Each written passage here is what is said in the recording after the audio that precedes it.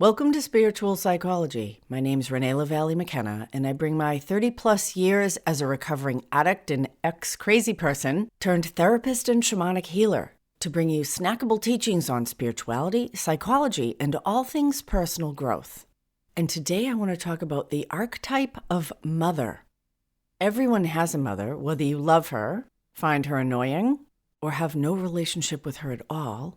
We each have our own unique relationship with this concept, and for many of us, there's a shared cultural conception of what a mother should be that we may be unconscious about. And these unconscious shared beliefs or images can have tremendous power in our life. The archetype of mother is often an idealized, almost goddess-like conception of unconditional love, compassion, patience, nurturing, selflessness, generosity of form and spirit, and selfless attention and interest in those she cares for. My own mother died when I was 42, and the saddest thing about her passing was that I wasn't sad. It's a bit of a cultural taboo to even say that it was a relief when my mother died. But it was. She had been a frail and sickly person most of my life. Our relationship had always been superficial and distant. Her father had been an alcoholic, and my own addiction bloomed very early and drove a nail in the coffin between us. She told me herself when I was 16, "I can't let myself get close to you. It's too painful." I've worked with many people who have a mother wound, and it presents very different than a father wound. And the fascinating thing about humanity is that you can have 100 people in the same circumstance, and each of them will relate to it in a different way. For me, I swore I would never be like my mother. In fact, I often made decisions based on the idea of doing the opposite of what my mother would do. Although it's very interesting because there have been some really profound and mysterious repetitions in my own life of my mother's experience. Probably the biggest deviation between myself and Fran, that was my mother's given name, is that as constricted and kind of dehydrated as she was, kind of fearful, socially anxious, self-centered and unloving, I became a caretaker and a caregiver, often the path of the wounded healer, another really interesting archetype that I'll look at some other time. In my own personal growth work, I came to see that I was constantly trying to fix the broken toys of the world in an attempt to give others what had never been given to me, because I felt like a broken toy myself. It remains a pattern I continue to have to keep my eye on, that I will often give too much and become depleted and not have enough inflow to be full and nourished myself. My relationship with my mother was a source of so much pain for me. In fact, I blamed her for almost every problem of my life, which was quite convenient and untrue, because ultimately we are all responsible for our own experience.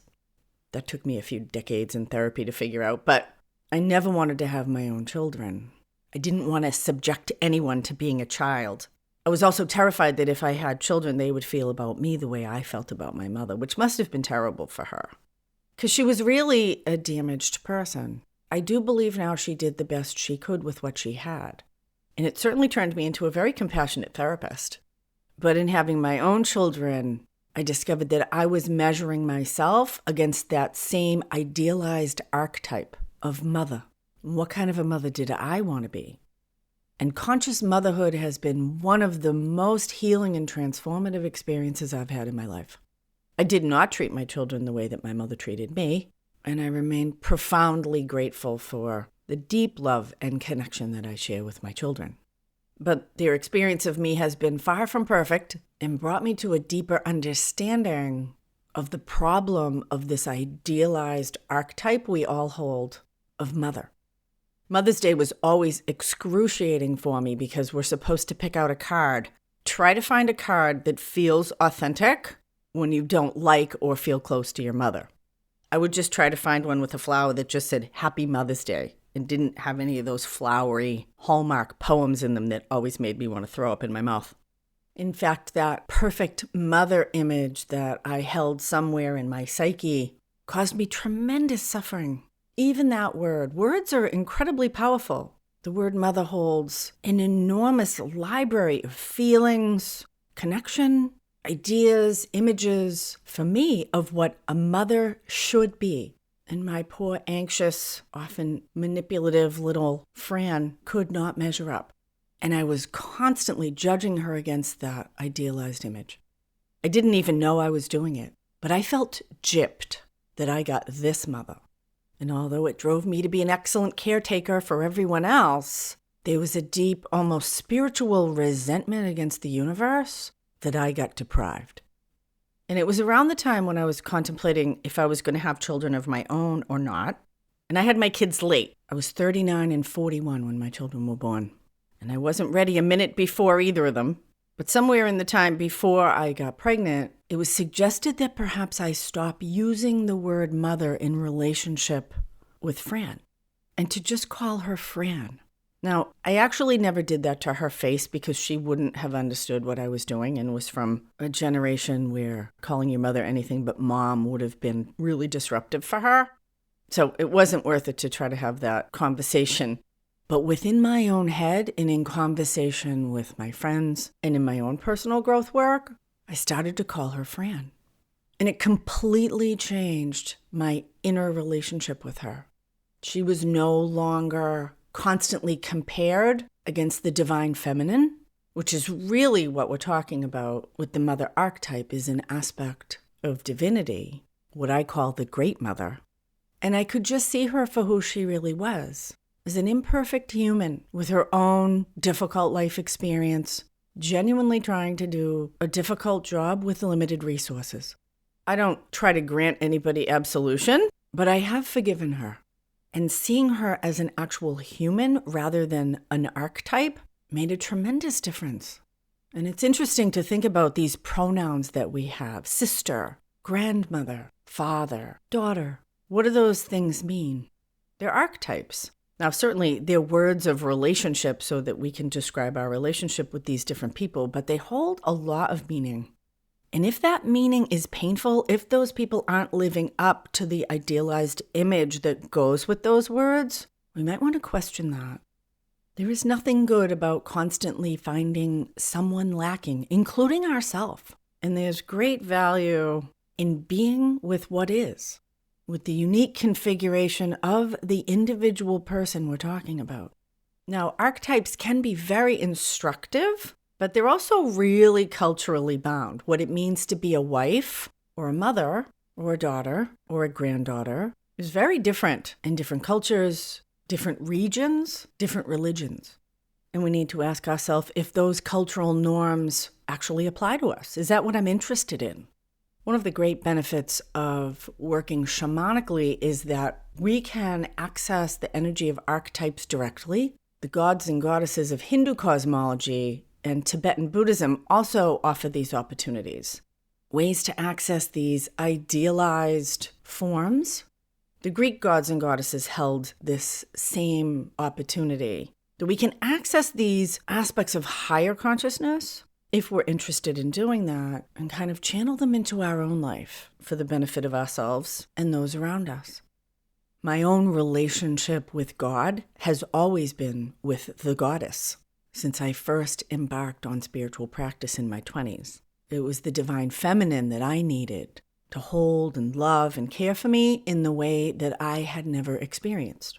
And the Great Mother remains a centerpost of my own stability and spirituality, although I certainly benefit greatly from Jesus and Buddha and a huge array of human male teachers. But I've been on kind of a mother quest in my life. I've gathered many human mothers. I was an only child. I've always been kind of hyper-social and had a knack of inserting myself as the extra kid in large families. Ones that usually had really warm and generous mothers.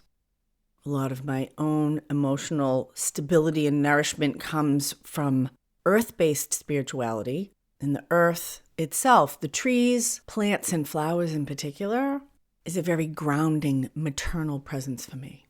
Another way to access the archetype of the Great Mother in a really direct way. Mother Earth holds us to her with gravity like a perpetual hug. was probably around the age of 50, and my mother had been long dead, that I feel like I crossed over into full adulthood. I was no longer seeking someone to be my mother. I already had my own children, but I consciously stopped seeking to be mothered by the older, wiser women in my life. And some of that was informed by a pretty dramatic ending of a long-term relationship with a spiritual teacher that I felt deeply disappointed by. And as I did my own work on the ending of that relationship, looking at my part in it, because we have a part in everything, I realized that once again, I was wanting her to be the archetype of mother and not her quirky, fallible human self. And it was time to grow up. And growing up takes a long time. We get a long time here. I'm still in the growing up process. If I'm lucky, I maybe get another 30 years to go. And the archetype of mother remains a teacher for me. Not necessarily a role model. I have no desire to be Kuan Yin or the Virgin Mary. I just made an appointment to get the next installment on my sleeve tattoo for my left arm. So this mother may be more of a motherfucker than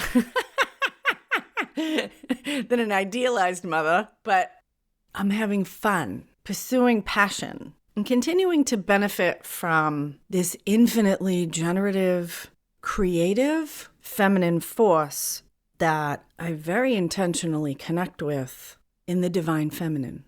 Hindu cosmology has a range of goddesses, Parvati, Saraswati, Durga, and Kali. Each of them holds a different aspect of the divine feminine.